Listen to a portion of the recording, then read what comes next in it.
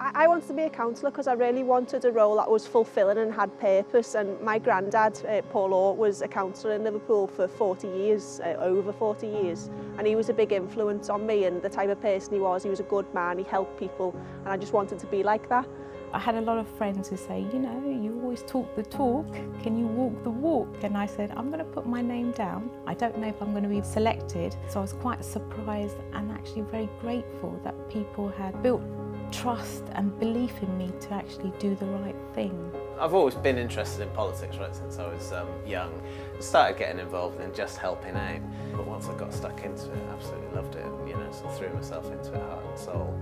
I think the thing that made me realise I had to become a councillor, and I never thought about it before in my life, was I came back to look after my mother, been diagnosed with dementia, and there was a few issues around where she lived, fumes issue. So I started to do a bit of work on that and realised that after we'd sorted it all out, everybody was saying, you've got to get on the council, Helen, we want you on you need to be on the council. And that was it, really. I think one of the things I really love about being a councillor is the whole variety that you get that I certainly haven't found in anything else I've done in the past. So just today, for instance, started off the day at our local school where I'm the school governor. From there, shoot off on my bike into town, do stop on the way and see a couple of people and have a chat, and then into a meeting with some of the council officers and another councillor talking about the place signs coming into Worthing. Being a councillor, I think there is some rewards, especially resolving people's problems and also people recognising that you're willing to stand up for them and take on board their opinions. I mean, not everyone has a voice or a platform, and they use you as someone to channel that energy through. The best bit about being a councillor, I think, is seeing a project or an initiative grow from nothing, and how your involvement has been important and integral to making that happen. You know, when you're walking down to the shopping centre and people will stop you and have a chat and they'll just mention something, and I think it enables you to become like a bridge so that you can actually channel all that information to everybody, and you know, that's a unique role.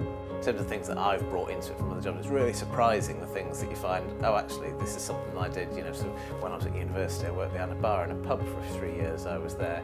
Actually some of that stuff, you know, the licensing issues, the stuff that's going on in the economy, actually you find it's relevant then. I get a lot of support from my parents, and my children are very supportive, so they understand that my times during the week will be council related.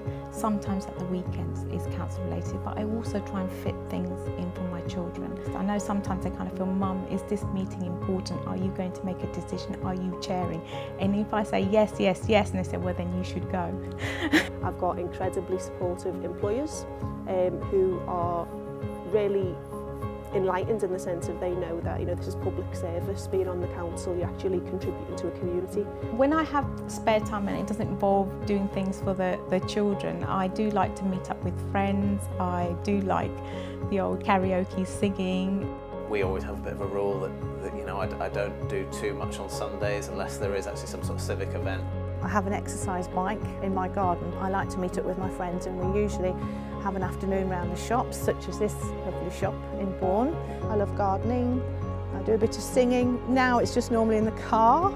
I enjoy going into my local builders merchants, and I've repaired my fence at home. If anyone came to me asking for advice about standing for council, I think I would encourage them to really go for it. Just go for it.